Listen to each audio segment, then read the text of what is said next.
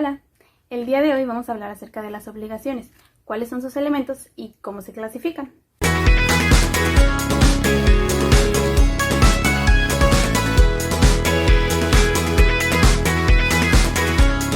Por lo general, todos somos conscientes de que tenemos derechos y cuál es el camino que tenemos que recorrer para hacerlos efectivos. Sin duda alguna, estos son tan importantes como las obligaciones. En realidad, no existe una definición legal en el Código Civil Federal, pero podemos decir que la obligación se conceptualiza con el vínculo jurídico que hay entre dos partes, una acreedora y una deudora, y en función de que la deudora tiene que cumplir en favor de la acreedora. Es una prestación objeto de la obligación, que puede consistir en dar, en hacer o en no hacer algo. En esta definición es posible que observemos algunos de los elementos de las obligaciones, y ahora vamos a ver cuáles son. Dentro de la obligación tenemos tres elementos: el sujeto, que puede ser el acreedor o el deudor, el objeto y una relación jurídica. El sujeto es el elemento humano de la obligación. Tenemos dos sujetos, uno activo y uno pasivo. El activo es el que cuenta con la parte del derecho de crédito. El pasivo es quien corre el cargo con el deber. Si hacemos una pequeña síntesis, estamos hablando de un acreedor y un deudor. La persona que va a tener que hacer algo por la obligación y el que va a ser beneficiado. Es posible que estos sujetos sean interpretados por varias personas, que varias personas sean las acreedoras y que varias personas sean las deudoras. Y también es posible que haya tanto personas físicas como morales. Como segundo elemento tenemos el objeto. El objeto es la presentación que el acreedor le puede exigir al deudor.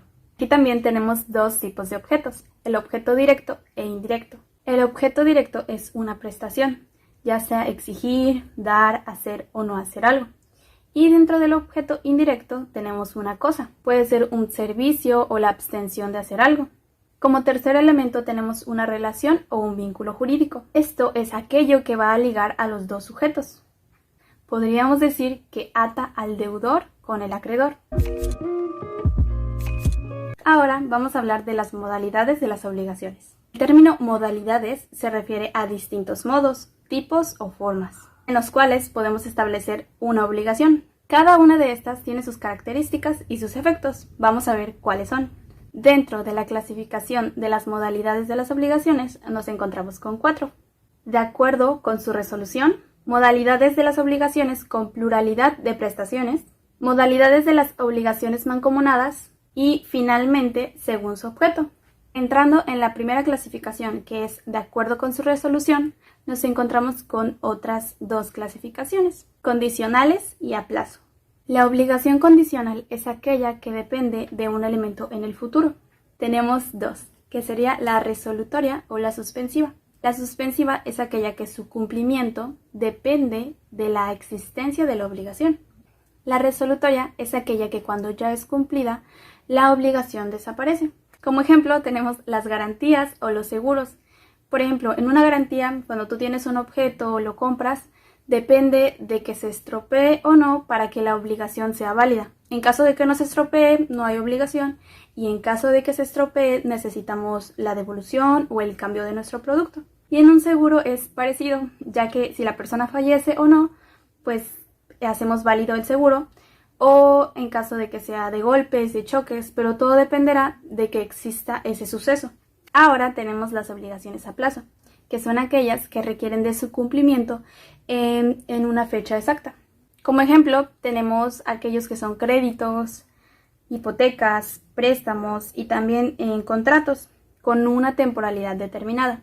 Esto quiere decir que tenemos un tiempo determinado para cumplir con esa obligación.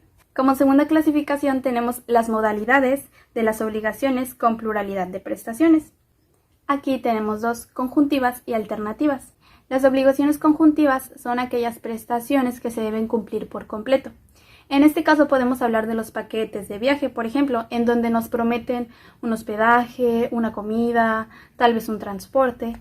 Entonces, estas obligaciones se deben cumplir todas porque es un paquete que nosotros pagamos. Por el contrario, las alternativas son aquellas que se deben cumplir solo una de estas. En este caso podemos hablar de los menús de los restaurantes. Podemos tener una lista grande de comida, pero solo se debe cumplir con una.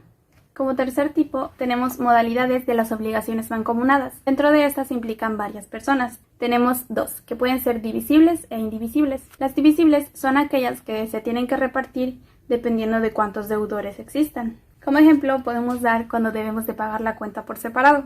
Y los indivisibles son aquellos que no pueden dividirse entre las personas. Quiere decir que una es responsable de toda la obligación.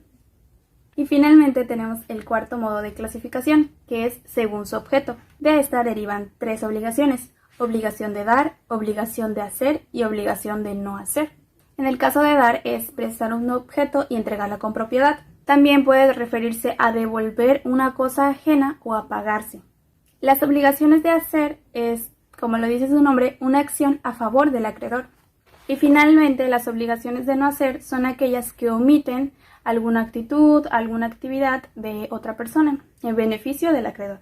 Esto fue todo. Espero que les haya quedado claro los tres temas que vimos: el concepto de las obligaciones, los elementos de las obligaciones y los modos de clasificación de las obligaciones.